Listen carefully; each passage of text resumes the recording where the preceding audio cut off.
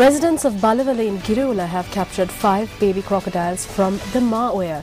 They say that although they have informed wildlife officials to take charge of the captured baby crocs, they have not received a positive response from officials as yet. As of this afternoon, the baby crocodiles were being kept at a house in the area. The baby crocodiles were found in an area of the Maoya in Balawala frequented by villagers. There was a large crocodile here which was about 10 or 11 feet long. Later I observed several baby crocodiles. 1 or 2 of them swam away, but we caught the rest.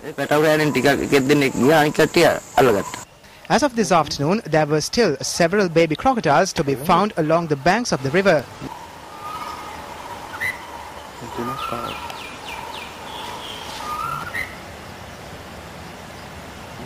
The 5 baby crocs who were captured are being kept in a water tank at a house in the area.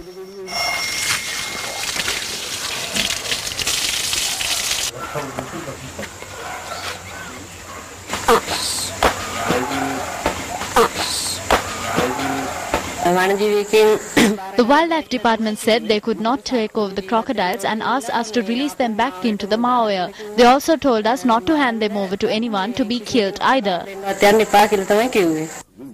Attorney at Law Jagat Gunawardana says that keeping baby crocodiles is a punishable offence under the Flora and Fauna Protection Ordinance. Crocodiles are listed as a protected reptile, and as such keeping them is an offence for which police or the Department of Wildlife Conservation can arrest the offender without a warrant. Under clause 67A of the ordinance, it is an offence for which bail cannot be granted.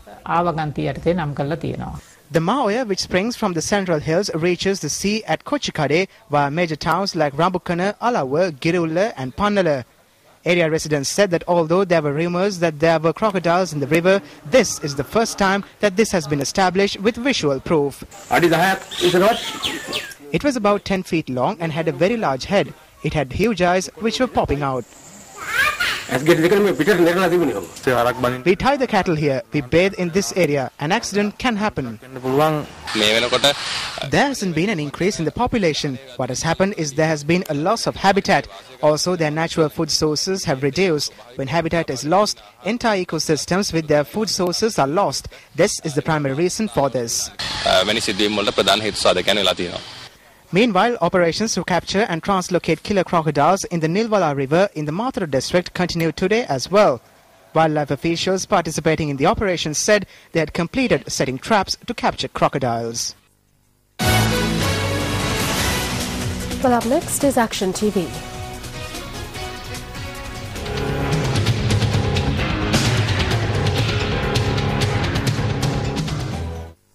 On the 7th of November last year, development activities commenced on the 7-kilometre stretch of road which runs from Batangala to Hingurula Khanda in Dharaniyagala. The Ministry of Economic Development allocated a sum of 75 million rupees to carpet the road, and thereby contractors first began to expand the road. However, the contractors have now moved away from this project. They commenced activities saying they are going to carpet the roads. Now there are potholes everywhere. Our vehicles break down all the time.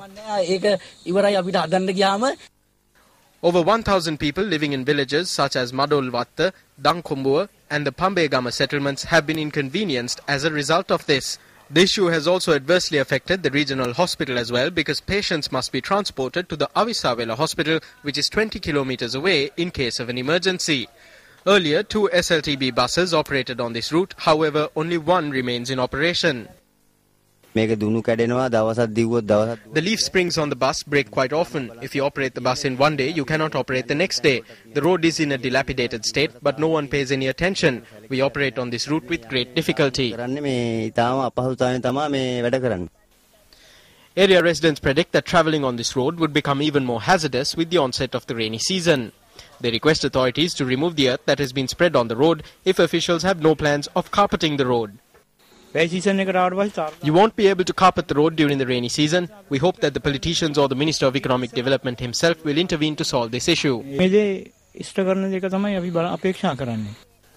Shouldn't speedy measures be taken to solve this issue, which has inconvenienced the residents of a number of villages? Secretary to the Ministry of Economic Development, this is over to you.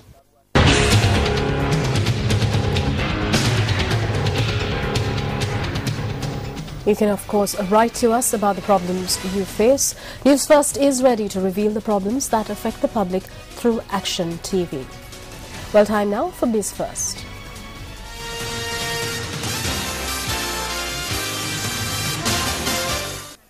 The Central Bank's annual report for the year 2011 reveals that the number of jobs in the agriculture and industry sectors have risen. Accordingly, the unemployment rate, which stood at 4.9% in 2010, had decreased to 4.2% by the end of last year. Now, the report reveals that the unemployment rate had decreased from 401,000 in 2010 to 340,000 in 2011. The number of labourers in the industrial sector had increased from 1.87 million to 1.9 million in 2011. This is viewed as 24.3% of the total labour force. Meanwhile, the number of individuals engaged in the agricultural sector has increased from 2.5 million to 2.6 million and is 32.9% of the total labour force. The Central Bank report reveals that by the end of 2011, the number of employees in the state sector was 1.23 million.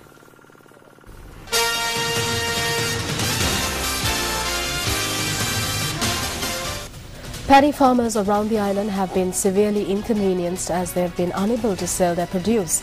They charge that as a result of this, they have been unable to celebrate the Sinhala and Tamil New Year.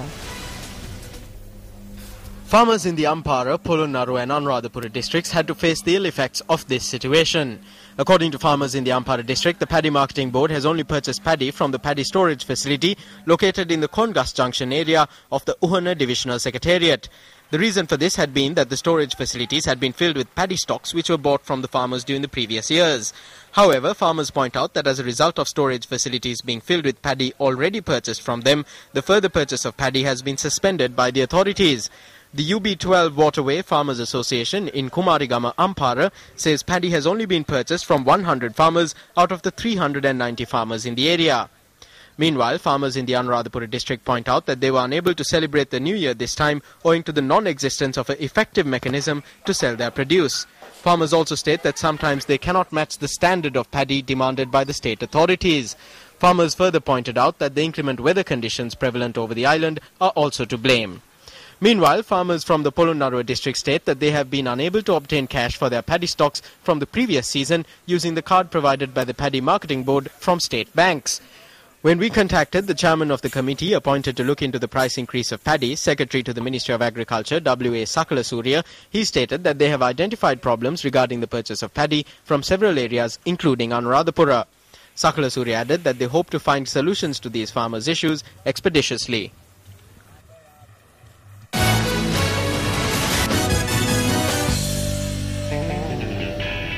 And to tell us what's going on in the world of sports, we have Nadeem in the studio. Good evening, Nadeem. Evening, Sonali. Over to you. Thank you very much, Sonali. We start off with a look at some cricket news. Sri Lanka Cricket has made an appeal to the Ministry of Education to exclude schools from participating in 2020 cricket. Vice Chairman of Sri Lanka Cricket, K. Madhivanan, stated that this request was made in order to safeguard the physical ability of players as well as the quality of techniques used in the sport. Sri Lanka Cricket requested to stop the T20 tournament around 2 to 3 days before the conclusion of the Sri Lanka Schools T20 tournament. Since we cannot stop an ongoing tournament at once, we allow the tournament to conclude. Since we cannot ignore a person's request, we decided to invite representatives from Sri Lanka Cricket, representatives from the Sri Lanka Schools Cricket Association, and since they say that the students cannot bear this pressure, we also expect to invite a team led by Professor Arjuna De Silva from the Institute of Sports Medicine for a discussion with the Secretary of the Ministry of Education, and we expect to arrive at a decision there.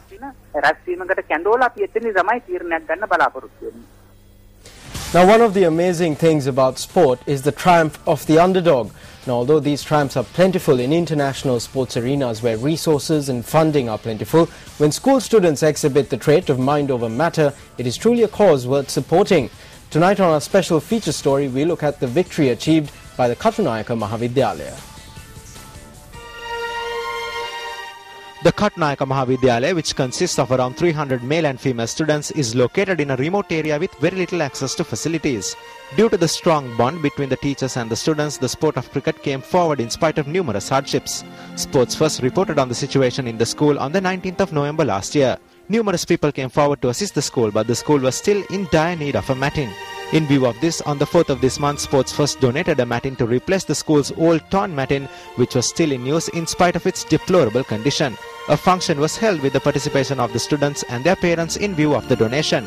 Former Sri Lankan Test player Sanjeev Ranatunga was also present at the occasion, and the students of the Katunayaka Mahavidyalaya arrived with much enthusiasm to obtain his advice. Our aim is to get maximum use of this matting and to turn these students into good cricketers who can win matches and qualify for the championships. I would like to thank Sports First for letting the whole country know about our students' talents and highlighting the issues the students face. The Katunayaka Mahavidyalaya stands as a testament to the fact that if there is a will, there is a way.